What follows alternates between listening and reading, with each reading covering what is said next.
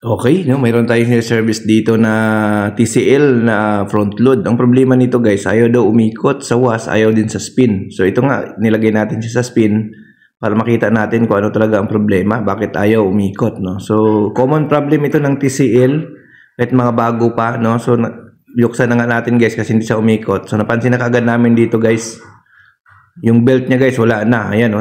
Wala na yung belt niya, nalaglag.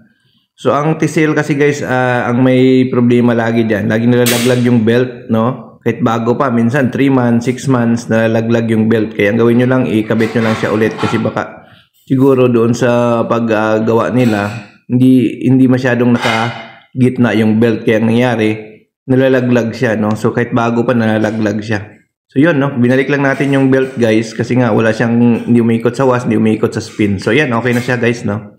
So yun lang naging problema niya guys, ayaw umikot sa was and spin.